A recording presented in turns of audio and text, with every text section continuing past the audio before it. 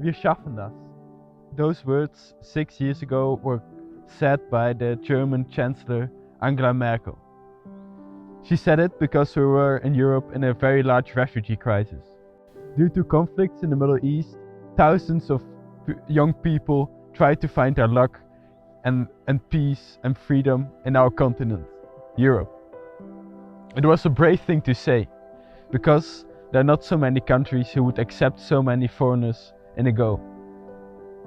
And a lot of the European people thought very badly about the refugees because they felt they were a plague, because that's what some newspapers called it, a refugee plague.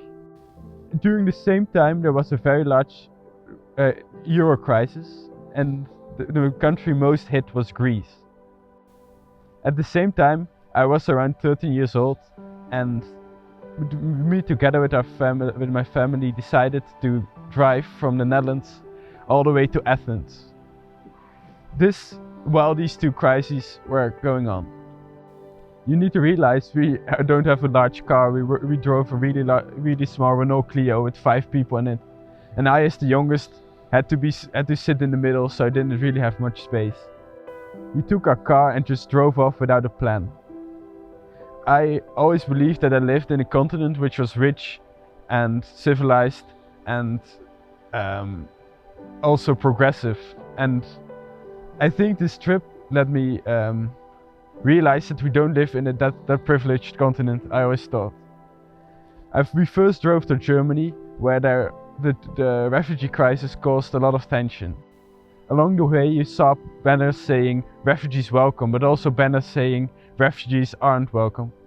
You saw the division that the refugee crisis caused in the country. We drove further to the Austrian border, where they were really strictly checking our passports because they don't want people smuggling other people across the border, because we call them illegals, and that's the way we handle them, as something illegal, as if it was drugs or weapons. And then we drove into Slovenia and we entered the former Yugoslavia. In the villages you sometimes still saw the scars that the Balkan War left on the people and on the buildings. Now and then when you drive through the former Yugoslavia, you still see the holes the guns made, and you still see in some places the old containers the UN used to give the people food and protection. I never would have thought that I would see homeless children walking the streets, but I saw it in the capital of Albania, Tirana. I also saw old buses and that we gave them, and we also saw how poor Europe can be and how unequal it can be. To see young children walking on the streets and begging for money was something that really opened my eyes. We bought some ice creams for some of the children, and I had the feeling they didn't really have ice cream ever in their life, and it was like a unique thing, somebody bought it for them. We saw from like a very close distance something I haven't seen before: extreme poverty. And it also made me critical of the European Union, who always portrays these countries as corrupt and lazy. And then we entered Greece, and we tried to go to a supermarket, but the supermarkets weren't filled because the euro crisis caused that a lot of European companies didn't want to invest in the Greece economy. And you saw people suffering from a crisis, but still you saw people laughing, people who lost everything because their banks went bankrupt or their companies were totally destroyed.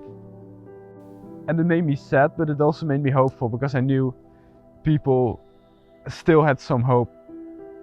It's so weird to realize this is our continent. And after that we went to Athens, and all the shops were closed, and on the main square in front of the parliament 1,000 Syrian refugees were laying in the sun, because that's the only thing they could do.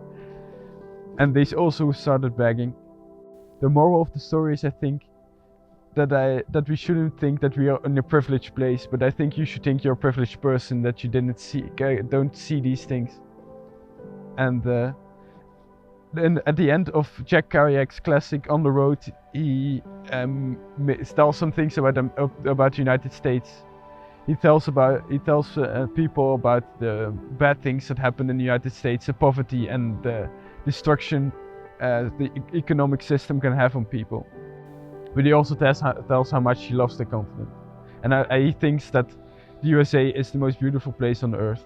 I disagree. I think Europe is, but I agree with him that even the most beautiful places on earth can have a rough side and can have some terrible, terrible things going on.